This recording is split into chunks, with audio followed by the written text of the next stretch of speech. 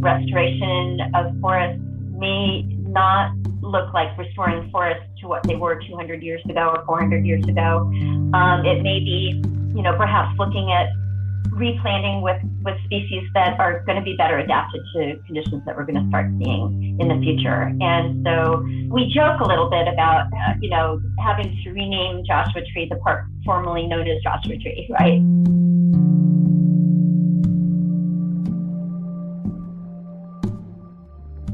You just heard the voice of Patty Glick, the senior scientist for climate adaptation at the National Wildlife Federation and key contributor to a transformational new approach to land management currently being implemented by the National Park Service. Glick is at the forefront of a dramatic shift in how public land is managed in the United States.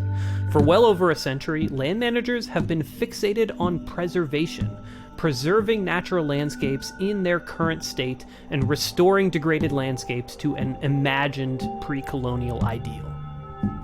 This approach has been problematic from the start, largely because our typical version of what land looked like before Europeans arrived is just plain wrong. The very concept of wilderness is a construct of colonialism. We're taught that large swaths of North America were largely uninhabited before the arrival of Europeans, and that we should restore our national parks and protected landscapes to this natural, uninhabited state. But the reality is that every corner of the continent was inhabited long before any Europeans arrived.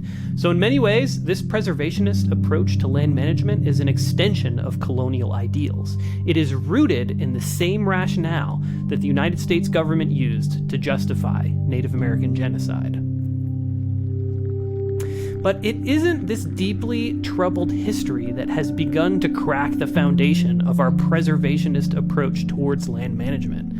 It is climate change that is upending the concept of preservationism.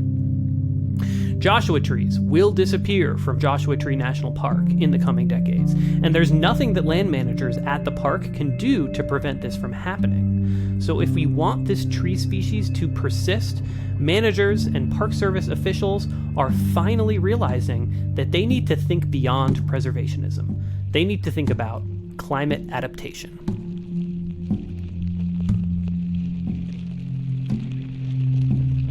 What can we do to help wildlife adapt? Whether that is ensuring that there are not barriers to dispersal if they can disperse, or actually maybe even physically moving certain plants or species to another area that they might persist in the future.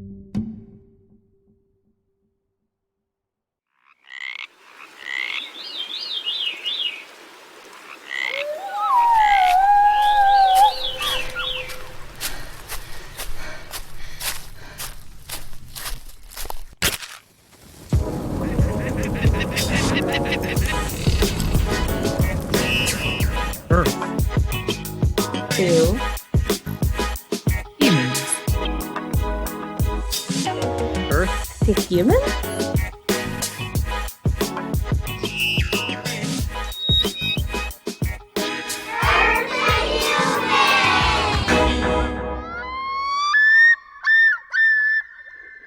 Earth to humans. Wake up, wise up, do what you can, individually and together.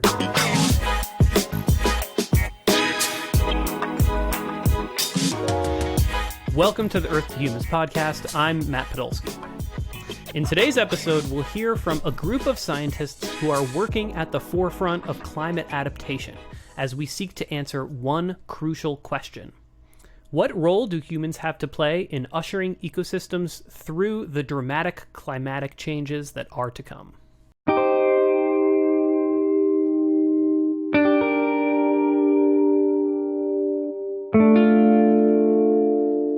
I've been working on climate change since the early 1990s. Again, that's Patty Glick, senior scientist for climate adaptation at the National Wildlife Federation. I actually started more on the mitigation side of things, which is, trying to reduce climate change by reducing greenhouse gas emissions. we were talking about the impacts that climate change is already having. And it occurred to me even then, why, should we also be talking about how do we deal with those impacts? At the time, I think a lot of people working on climate change were afraid to talk about adaptation, which is dealing with the impacts, because there was a fear that we would look like we're giving up and that we're throwing up our hands on the mitigation side of things. But, we as the National Wildlife Federation recognize that, hey, we need to do both. We need to minimize climate change the best we can, but we are dealing with impacts, increasingly dealing with impacts. So climate adaptation really was a logical transition for us as an organization and for our mission to be able to ensure that wildlife can survive in a rapidly changing world.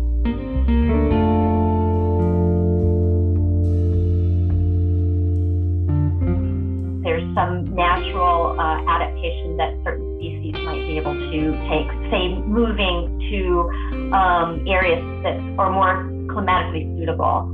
But we also talk about adaptation from a management perspective, and that's the human end of things. For years, Glick had been working on climate adaptation goals with representatives from the Park Service, the Forest Service, and other federal land management agencies.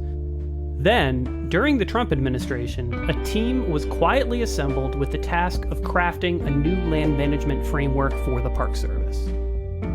The first of a series of papers outlining the agency's new approach towards managing national park land was published on the day before President Biden's inauguration. The title of that paper? Resist, Accept, Direct. So it's kind of a nice acronym called RAD, the RAD framework. And essentially it just means, for changes that are underway, let's try and resist them when we can. Say maybe irrigate sequoia trees in Sequoia National Park, where they're thinking about doing that. Some cases we may have to accept change. For example, the loss of glaciers. Not a whole lot. I know in some places, like in the Alps, they're actually laying tarps on glaciers to prevent them from melting. And there's certainly some innovative stuff being done. But for the most part, some changes we are going to have to accept and interpret. But then there are also opportunities to perhaps direct change in a way that may, at least on a larger scale, help maintain persistence of a species, even if it's in a different place than it used to be in the past. So again, I mentioned Glacier National Park. There may be very little they can do to prevent the loss of glaciers, but they've actually, for their endangered cutthroat trout, they're actually moving some of those fish to higher elevation lakes. And again, it's a change from historical conditions, but that's being done to maintain persistence of the species on a whole. And there's hope that some of those lakes will not warm as quickly as some of the current habitat for those species. So what might this mean for the protected landscapes that we love? I happen to live very close to a national conservation area that has already experienced dramatic landscape changes as a result of climate change. The Morley Nelson Snake River Birds of Prey National Conservation Area, home to a uniquely high concentration of raptors. After speaking with Patty Glick, I began to wonder how this new RAD framework might be applied to this familiar landscape. It is really interesting to be in this role where I am taking great effort to maintain or reverse what is lost, but also being ever so mindful that conditions are changing around us so rapidly. That's the voice of Anne Marie Raimondi, the ecologist for the Morley Nelson Snake River Birds of Prey National Conservation Area, which we'll refer to simply as the NCA. Over the last 75 years or so, nearly 70% of the native shrub communities in the NCA have been lost to fire. At the same time, we've seen a significant proliferation of non-native invasive grasses and forbs. So we've really experienced a shift in the vegetative state. Increased wildfire in native desert shrub habitat is a huge problem throughout the western U.S. Because of climate change, as well as the presence of invasive grasses, fires have become much more common in these desert ecosystems. Yeah, the communities in the NCA are not fire adapted. There are very few shrub species that can resprout after fire. Sagebrush can't, winterfat can't, a lot of our salt desert scrub species can't. So with 70% of the native shrub habitat in this national conservation area already wiped out by wildfire, what does ecologist Anne-Marie Ramondi's management approach look like? The biggest challenges initially for doing restoration in the NCA is invasive weed competition and drought. So in a lot of areas of the NCA, we have a cheatgrass understory. If you want to convert grass monoculture to a native state, your first step is to reduce cheatgrass presence and the cheatgrass seed bank. And to effectively do that, you would need to do up to 5 years of repeat herbicide treatments. That would be step one. Then step two would be to conduct drill seeding treatments with a variety of perennial grasses or forbs. Since we're working in degraded landscapes, there are additional challenges. Oftentimes in those areas, the biological soil crust isn't incredibly intact. If they experienced fire before, the below ground conditions have been altered. There's more nitrogen available. Mycorrhizal communities have been reduced. So kind of all the pieces that you would need to guarantee that these species are able to establish and proliferate is rather limited. And in my work in the NCA, especially visiting areas that we've done restoration treatments in the past, whether it's herbicide applications or seedings, a lot of those efforts have declined over time. And so if we put that in a management context, it's really difficult to advocate for more money, more funding, where we already kind of have this legacy of failure.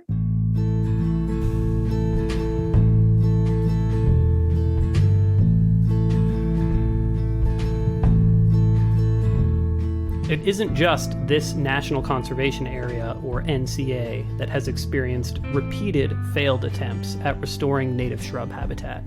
This is a common story all across the western U.S.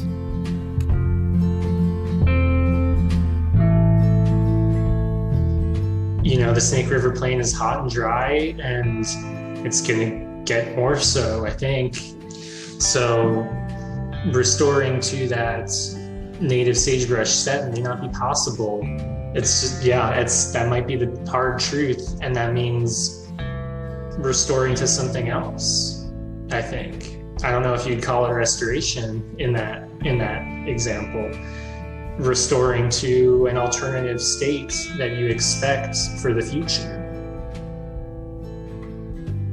Within the fire community, it drives me crazy when people are trying to get back to this condition that no longer exists, right? And it's gone. You know, we have to adapt.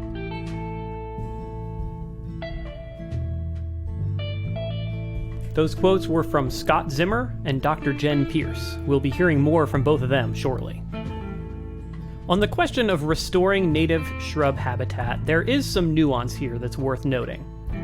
While everyone that I spoke with agreed that a complete restoration of the native shrub habitat that's already been lost in this national conservation area is well out of reach, everyone also seems to agree that strategic, small-scale restoration efforts are worthwhile.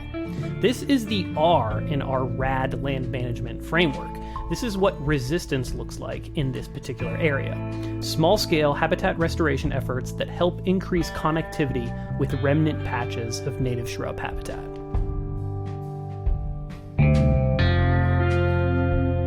But it's the A in that RAD acronym that is most difficult for people to digest.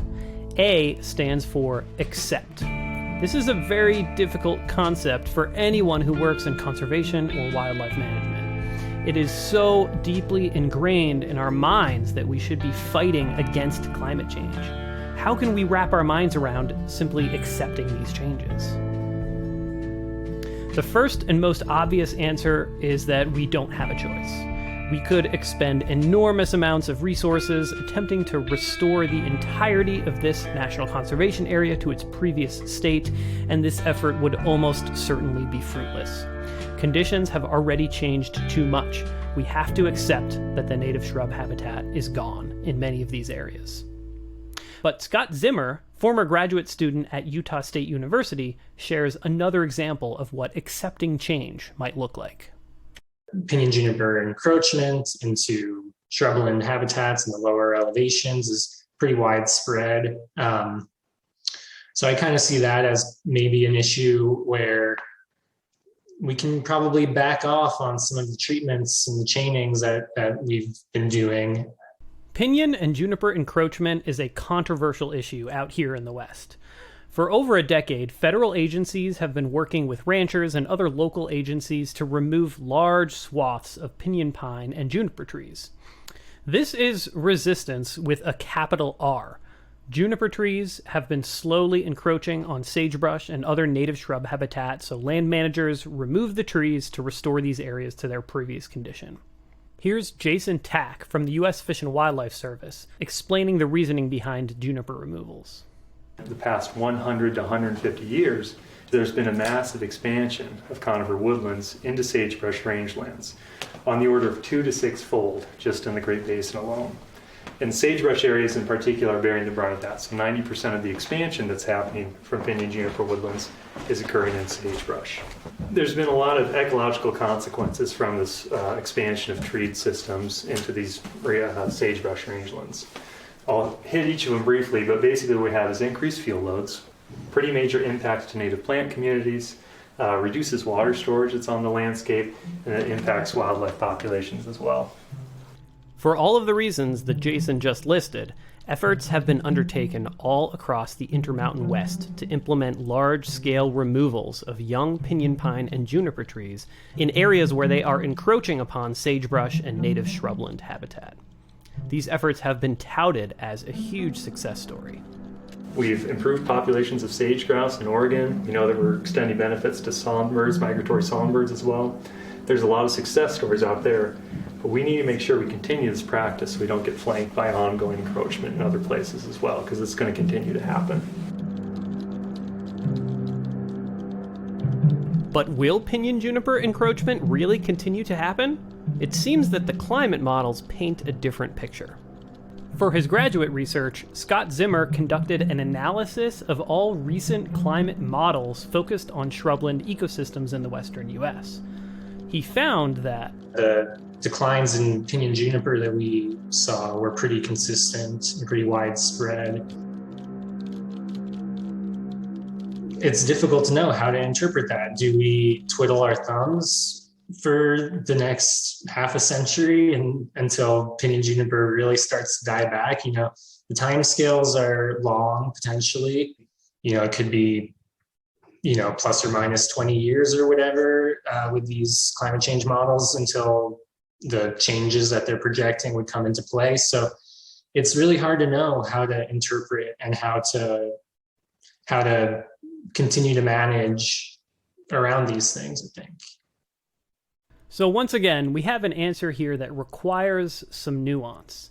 The ranges of pinyon pine and juniper trees have been expanding over the past century, but climate models tell us that this expansion will be reversed by climate change in the coming decades. Should we continue to remove juniper and pinyon pine trees if climate change will remove them for us in 20 years? I'd argue that it's at least worth considering the A in the Rad framework in this example. If climate models predict a decline in pinyon pine and juniper for a particular area, it probably makes sense to just accept the changes that are happening. This doesn't necessarily mean that all pinyon juniper removals should immediately cease, but that climate modeling should be factored into each local decision. So now that we've looked at some examples of what the R and the A in the Rad framework might look like in the Snake River Plain of southern Idaho, it's time to explore the most interesting and controversial aspect of this new land management framework, the D for directing change. First, we'll take a short break.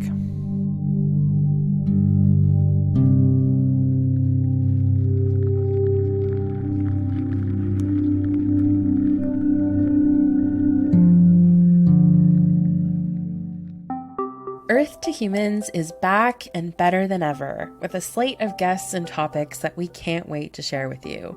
If you like the work that we do here on the show and want to support us so that we can keep bringing you the good stuff, head on over to patreon.com/earthtohumans.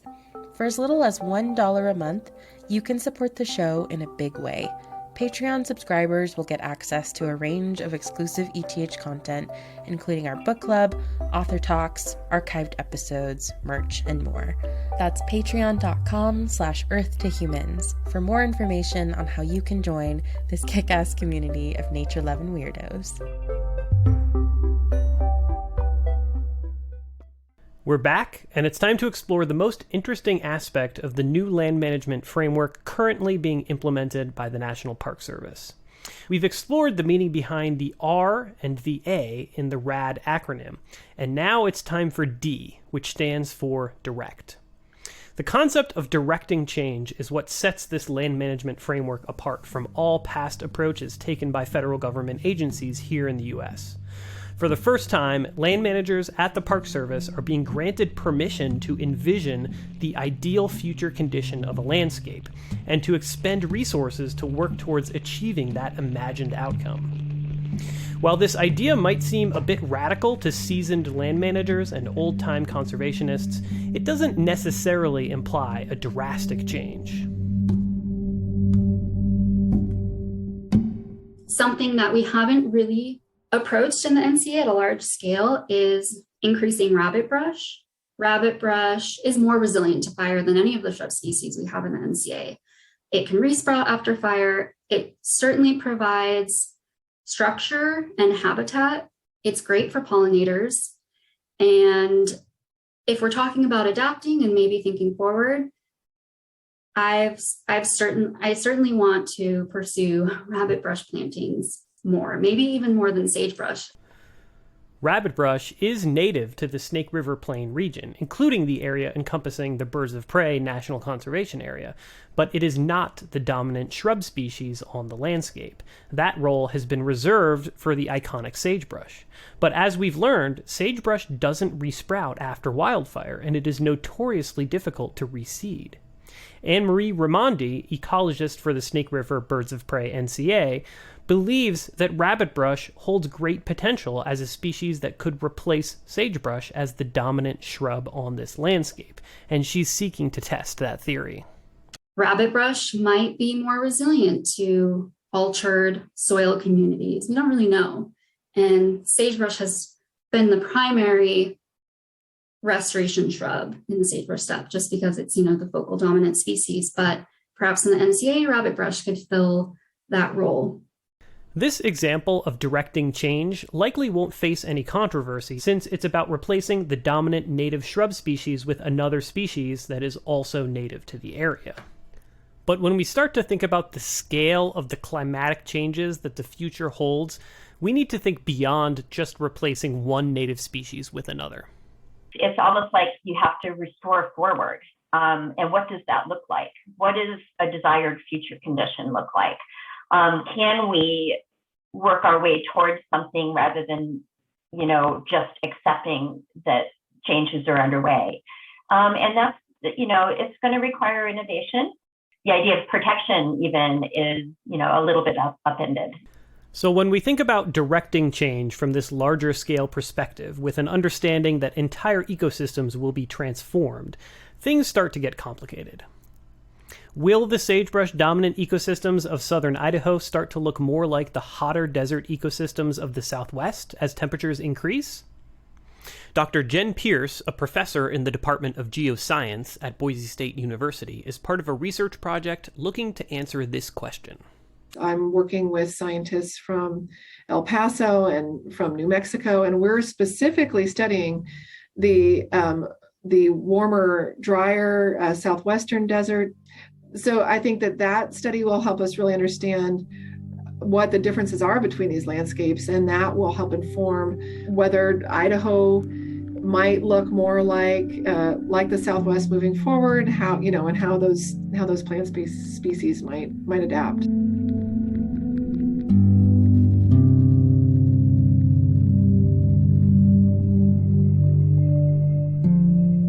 Should we be looking towards sites in the Southwest, places in the Park Service that are losing their namesakes?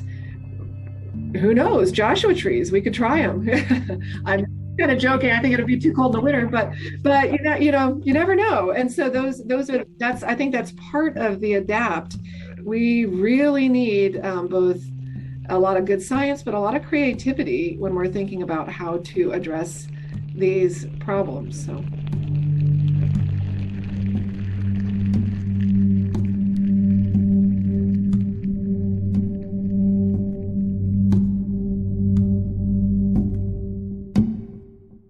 Here's the thing. It isn't too cold for Joshua trees in southern Idaho.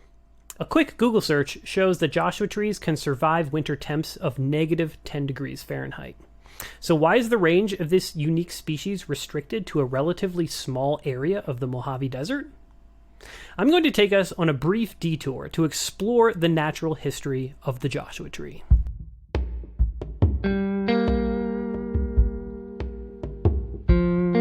The Joshua tree is a type of yucca. There are more than 40 species of yucca, all native to the Americas. Several smaller species have been cultivated and are common garden shrubs. I actually have several species of yucca planted in my backyard where I live here in Boise, Idaho. Joshua trees are an iconic indicator species of the Mojave Desert. They are found in parts of southeastern California, western Arizona, southern Nevada, southwestern Utah, and northwestern Mexico, with a large portion of the population concentrated in Joshua Tree National Park.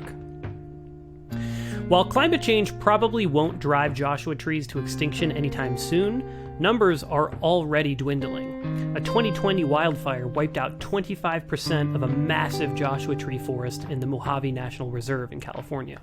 This was one of the largest contiguous Joshua tree forests in the world, and 1/4 of it was wiped out in just a few days. Many species are currently undergoing a process of natural range expansion as temperatures rise and precipitation levels change. But range expansion is easier for some species than it is for others. Many plant species rely on symbiotic relationships with animal species to disperse their seeds. This is the plant's mechanism for finding new habitats to populate. Otherwise, the plant's seeds would all remain in very close proximity to their parent. For millions of years, the giant Shasta ground sloth provided the primary means of seed dispersal for Joshua trees. There simply weren't any other large mammals that would eat the seeds and fruit of the Joshua tree. The extinction of the giant Shasta ground sloth about 13,000 years ago likely explains the limited range of the Joshua tree, and it could also spell doom for the species as we enter the climate crisis. So the question of whether Joshua trees could survive and thrive in the degraded landscapes of southern Idaho's Snake River Plain is an important one. This is a species that needs a refugia from climate change and can't get there without some help.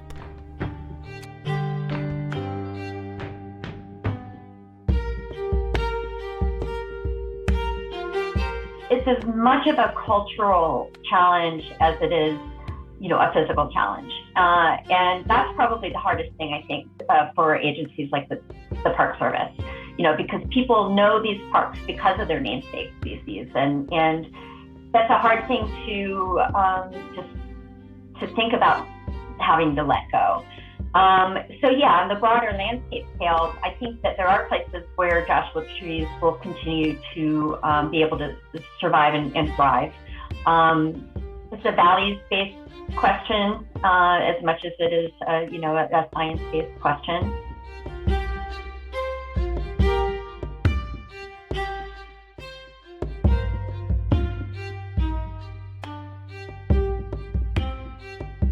As Patty Glick points out, when trying to answer difficult questions about directing change, we need to think not just about science, but about our values as a society. Do we value the continued existence of Joshua trees enough to expend great effort to ensure their future survival?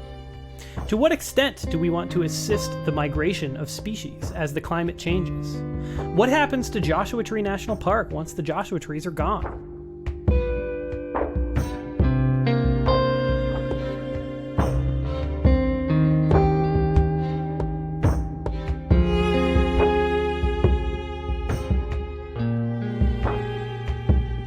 Like Joshua Tree National Park, the Morley-Nelson Snake River Birds of Prey National Conservation Area can also be thought of as a namesake protected area. Just like Joshua Tree National Park was established to protect Joshua trees, the Snake River Birds of Prey NCA was established specifically to protect birds of prey. The area remains an important habitat for raptors. Some species have declined in numbers, such as golden eagles, while others continue to thrive, like prairie falcons. But the future remains very uncertain. Could it be that the Birds of Prey NCA becomes a refugia for Joshua trees, while some other protected landscape provides future refuge for raptors? These are complicated questions that require more research to answer in any comprehensive way. One thing is certain, however. The changes that we have seen thus far are only the tip of the iceberg.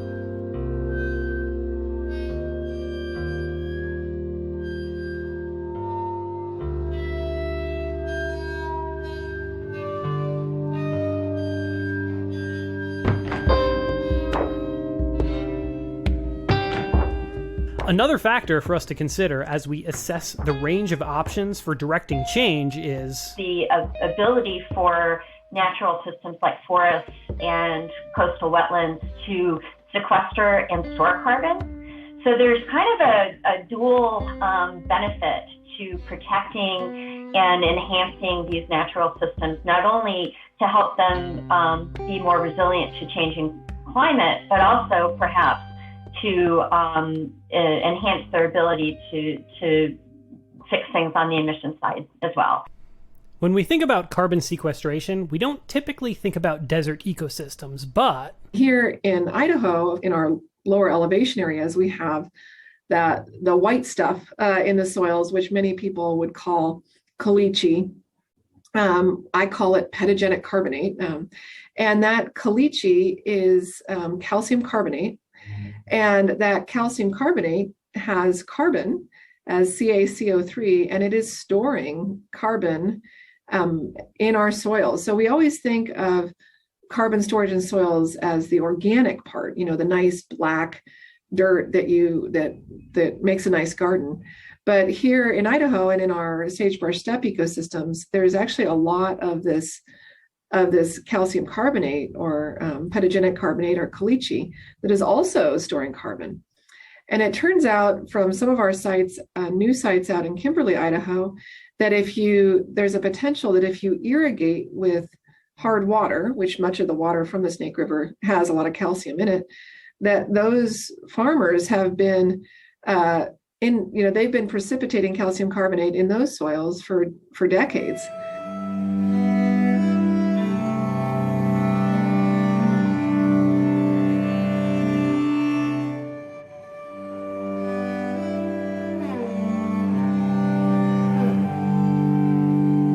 This carbon sequestration scheme falls squarely in the direct category of our Rad Land Management framework.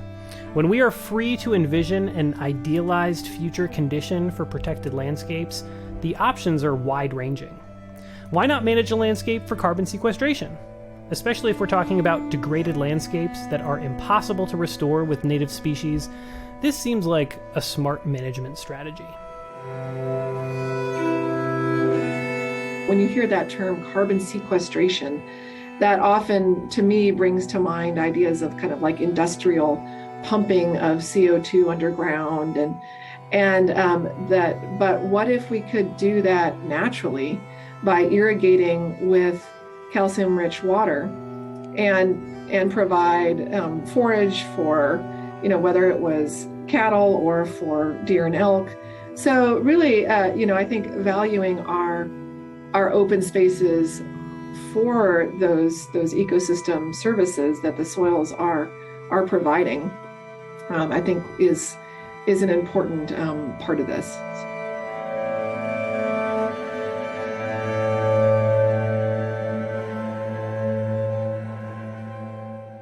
Let's take a moment to imagine a potential future scenario for these landscapes within the Morley-Nelson Snake River Birds of Prey National Conservation Area.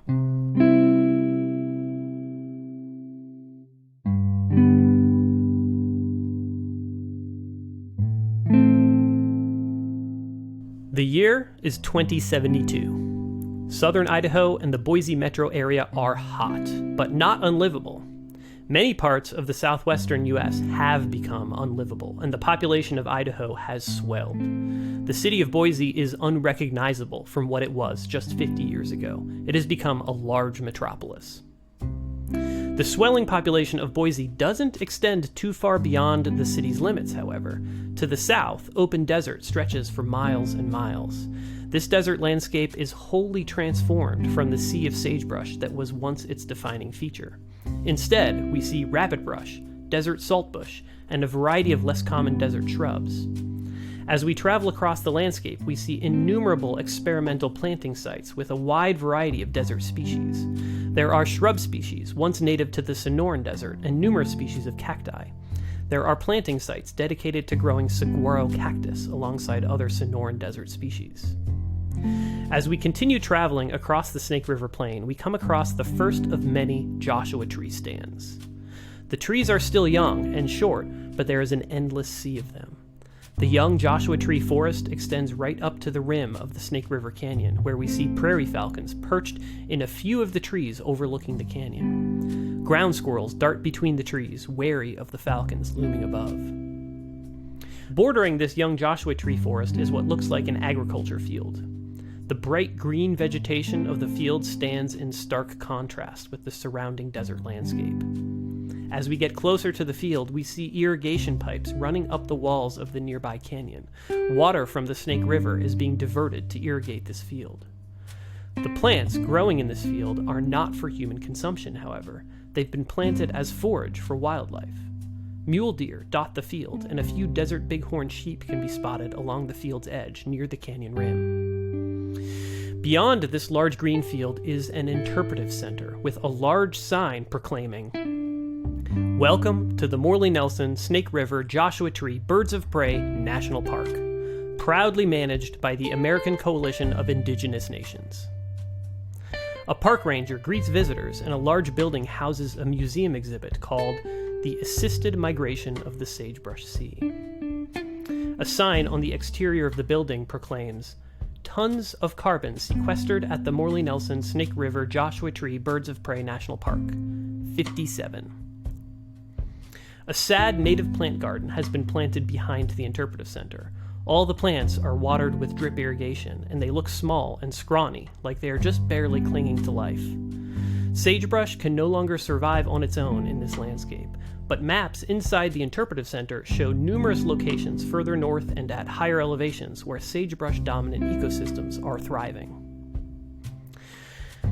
As we travel beyond to the interpretive center, we come across another large building labeled Wildfire Management Center. Here, large teams of wildfire management technicians conduct training exercises and develop plans for the annual park-wide vegetation survey. Inside the building, we see maps of the park that detail the locations of all the different experimental plantings, as well as the network of access trails used by fire suppression crews. We see hundreds of people participating in training and planning exercises in the building, and there are hundreds more out in the field. It clearly takes a massive human effort to prevent wildfires on this landscape. As we zoom out and take an aerial view of the Morley Nelson Snake River Joshua Tree Birds of Prey National Park, we see a patchwork of irrigated fields, experimental planting zones, Joshua Tree forest stands, and open desert dominated by rabbitbrush and saltbush. We see a few areas where the vegetation is blackened by recent wildfires, but these areas are small and are being actively replanted.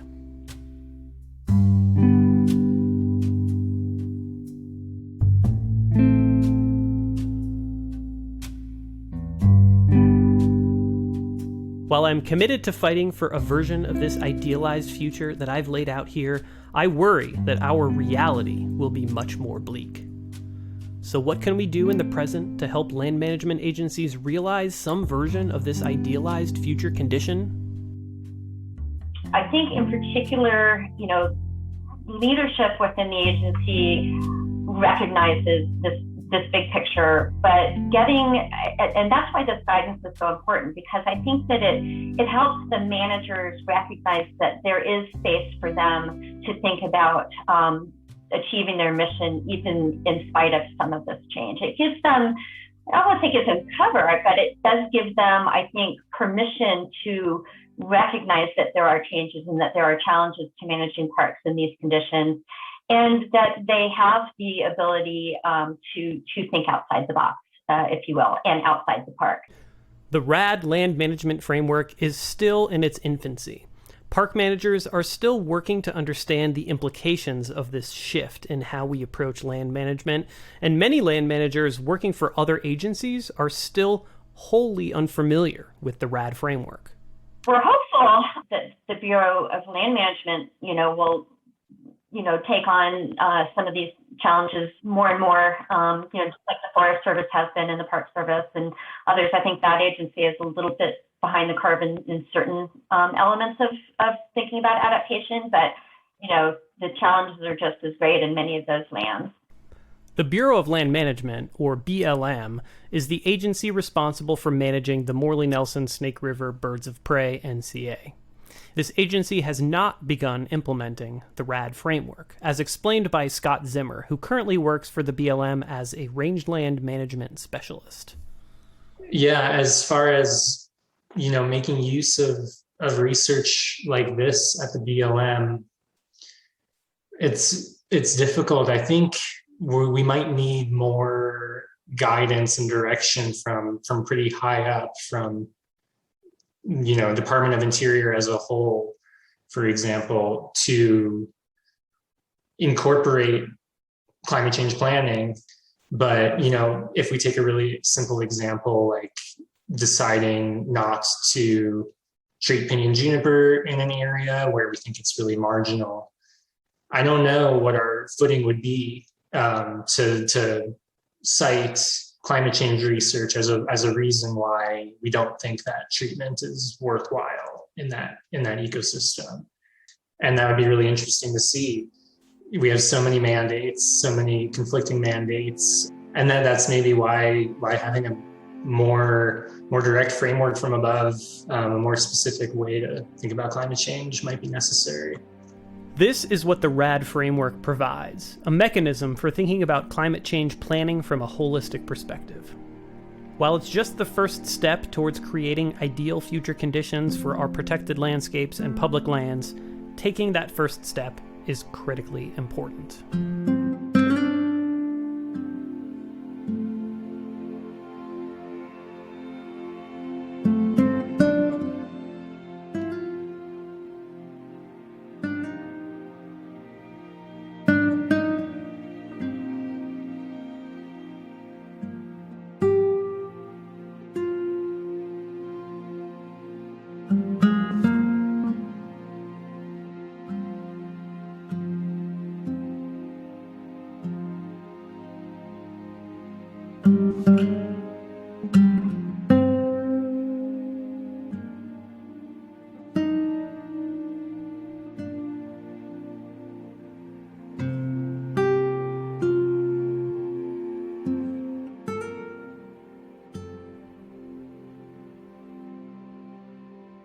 Earth to Humans is a production of the Wild Lens Collective. The show is produced every other week by Serena Simons, Hannah Mulvaney, and myself, your host for today's episode, Matt Podolsky.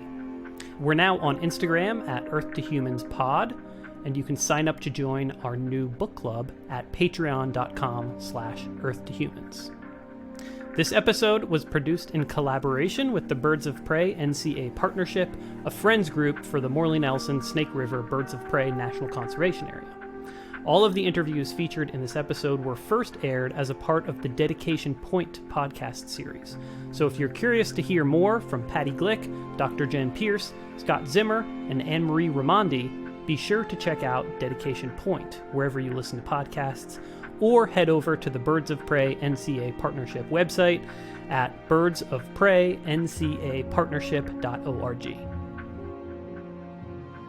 Our intro sequence features audio recordings from the Macaulay Library at the Cornell Lab of Ornithology. Music featured in this episode comes from Blue Dot Sessions and Ragged Coyote. You can see a full list of credits on our show notes page at wildlensinc.org/ETH233.